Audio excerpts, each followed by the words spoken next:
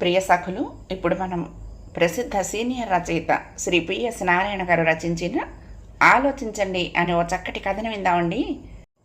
ఈ కథ నవ్య వారపత్రికలో జూన్ 25, 2008లో ప్రచురింపబడింది. ఇక కథ మొదలు పెట్టేస్తున్నానండి. సికింద్రాబాద్ స్టేషన్లో గోదావరి ఆగేటప్పటికి 7 గంటలైంది.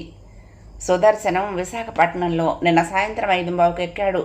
ఇక్కడికి చేరేటప్పటికి గంట పైగా ఆలస్యం. బయటకు వచ్చి 10వ నెంబర్ బస్ ఎక్కి కూకట్పల్లి వచ్చేటప్పటికి మరొక గంట. సైడ్ బెర్త్ రావడంతో రాత్రంతా సరిగ్గా నిద్రలేదు. అయినా అతడికి చిరాకు ఇయటం లేదు. కూతురు వివాహ విషయంలో వెళ్ళిన పని 3 వంతులు అయిపోవడంతో వాళ్ళు ఫోన్లో అంతకుముందే పంపిన జాతకం కుదిరిందని, అమ్మాయి ఫోటోలో నచ్చిందని చెప్పారు. పిల్ల చదువు నచ్చింది. ఆమె ఐటీలో ఏవేవో కోర్సులు చేసి ఇక్కడే ఉద్యోగం చేస్తుంది. తనిప్పుడు విశాఖపట్నం వెళ్ళింది. మర్యాదపూర్వకంగా వాళ్ళని కలిసి వాళ్ళ వివరాలు పూర్తిగా తెలుసుకుని తమ వివరాలు వాళ్ళకి చెప్పి వాళ్ళందరినీ అమ్మాయిని చూడటానికి ఆహ్వానించడానికి. ఒక మ్యారేజ్ బ్యూరో వాళ్ళు ఇచ్చిన అడ్రస్ల్లో ఇదొకటి. అక్కడికి వెళ్ళిన తనకు వాళ్ళెంతో మర్యాద చేశారు. పిల్లవాడు కూడా చక్కగా మాట్లాడాడు. ఇంట్లోకి వస్తూ ఉండగానే భార్య అడిగింది, కాయా పండా అంటూ. ఇంతవరకు పండే అన్నాడు కాళ్ళు చేతులు కడుక్కునొచ్చి మంచం మీద కూర్చుంటూ. భార్య కాఫీ తెచ్చిచ్చింది. 2 ఏళ్ళు ఉన్నాయి. ఒక్కడే కొడుకు, మనకు సత్యవతిలాగానే. బ్యాంకులో 7 ఏళ్ల నుండి చేస్తున్నాడు. 2 సంవత్సరాల క్రిందటే ఆఫీసర్ అయ్యాడు. 3 ఏళ్లకు ఒకసారి అక్కడికి ఇక్కడికి మారుస్తుంటారు కదా. అమ్మాయి ఉద్యోగం చేయాలని ఏమీ లేదన్నారు. విశాఖపట్నంలో ఉంటే మాత్రం వాళ్లే ఎక్కడో అక్కడ ఇప్పించుకుంటామన్నారు ఉద్యోగం. పిల్లాడు పోస్ట్ గ్రాడ్యుయేటు, ఎర్రగా పొడుగ్గా. మన అమ్మాయికి ఈడు జోడుగానే ఉన్నాడు. పిల్లవాడి తండ్రి కూడా బ్యాంకులోనే సీనియర్ మేనేజర్గా చేసి 4 ఏళ్ల క్రితం రిటైర్ అయ్యాడు. తల్లి పుట్టిల్లు మీ గుంటూరేనట చెప్పాడు భార్యకి. వాళ్ళ కోరికలేమిటో అడిగింది ఆవిడ. పెద్దగా కట్నం ఆసున్నట్టుగా మాట్లాడలేదు. పెళ్లి మాత్రం ఘనంగా చేయాలన్నారు. విశాఖపట్నంలో చేస్తే ఇంకా మంచిదన్నారు. వాళ్ళ బలగమంతా అక్కడే ఉన్నారట చెప్పాడు సుదర్శనం.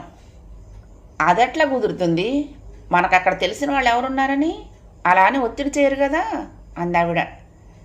నేను చెప్పానులే, 40 ఏళ్ల బట్టి మేము ఉంటున్నది హైదరాబాద్లోనే.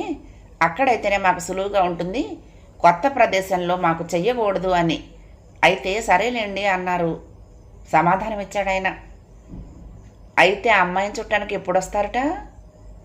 చెప్తున్నాను కదే, అది ఆనవాయితీగా ఓసారి పిల్లాడు చూసుకుంటే బాగుంటుందని రావటమే. మన సంగతులన్నీ చెప్పాను. మా అమ్మాయిని ఫోటోలో చూశారు కదా, చిదిమి దీపం పెట్టుకోవచ్చు అన్నాను. భర్త మాటలకు ఆమె ఆనందంగా ముసిముసి నవ్వులు నవ్వింది. మన అమ్మాయికి ఏమీ లక్ష్మీదేవిలా ఉంటుంది. మిగతావన్నీ కుదిరినప్పుడు అది నచ్చకపోవటం అన్న ప్రశ్నే రాదు. అయితే వాళ్ళు ఏమన్నారంటే హైదరాబాద్ రాలేమంటూ మధ్యస్థంగా ఒక ఆలోచన చెప్పారు. ఈ నెలాఖరకు ఆయన బావమరిది కొడుకుది విజయవాడలో వివాహం అట. ఆ సమయంలో మనము పిల్లని తీసుకొని విజయవాడ వెళ్తే అక్కడే ఏదైనా హోటల్లో కూర్చుని ఆ కార్యక్రమం పూర్తి చేద్దాంలేండి అన్నారు. నాకు అది బాగానే ఉందనిపించింది. సరే అన్నాను. వాళ్ళు ఎప్పుడు బయలుదేరేది, అక్కడ ఎన్నాళ్ళు ఉండేది ఫోన్ చేసి చెప్తామన్నారు. అదృష్టం బాగుండి అన్నీ కలిసి వచ్చి సంబంధం నిశ్చయం అయిపోతే రేపు శ్రావణంలోనే పెళ్లి చేసేయచ్చు అన్నాడు తృప్తిగా సుదర్శనం. అయితే ఏహనే గుంటూరులో ఉన్న మా అన్నయ్యని వదిన్ని కూడా రమ్మను అందాము. ఆయన ఇలాంటి విషయాల్లో అఖండుడు. ఒంటి చేత్తో 3 కూతుళ్లకు పెళ్ళిళ్ళు చేసేశాడు. మీకు అసలే నోట్లో నాలుక లేదు. తూర్పు వైపు వాళ్ళతో మనం కాస్త జాగ్రత్తగా మాట్లాడాలండి అంది సంతోషంగా ఆమె కూడా. ఇడ్లీ వేయమంటారా, దోశలు పోసేనా? రాత్రి రైల్లో అసలు ఏమైనా తిన్నారా అడిగింది. రైల్లో అమ్మేవి నాకేమి తినబుద్ధి కాలేదు. 2 అరటిపళ్ళు తిని పడుకున్నాను. ఏది తొందరగా అవుతుందనుకుంటే అది చెయ్యి అన్నాడు ఆయన. అయితే దోశలు పోసేస్తా కానీ ఈలోగా అన్ని విషయాలు ఓసారి అమ్మాయి చెవిని వేయండి అంటూ వంటింట్లోకి వెళ్ళబోతూ కూతుర్ని పిలిచింది. ఆఫీస్కి వెళ్లేందుకు పక్క గదిలో తయారవుతున్న సత్యవతి వాళ్ళ మాటలన్నీ వింటూనే ఉంది. చివరికి తల్లి నాన్న పిలుస్తున్నాడే అన్న మాట వినగానే బయటకు వచ్చింది. మీ ఇద్దరికి నచ్చితే నాకు నచ్చినట్లే నాన్న. మీ ఇష్టమే నా ఇష్టం. అయితే నాకు ఒక చిన్న అనుమానం వస్తున్నది. అబ్బాయి బాగుంటాడన్నారు. వాళ్ళకి అతను ఒక్కడే కొడుకు అంటున్నారు. 2 ఇళ్ళు ఉన్నాయన్నారు. కట్నం మీద కూడా అంతగా ఆశ లేదంటున్నారు. వాళ్ళు ఉంటున్నది మహానగరమే కదా. 7 ఏళ్ల నుంచి ఉద్యోగం చేస్తున్నాడు అంటరి.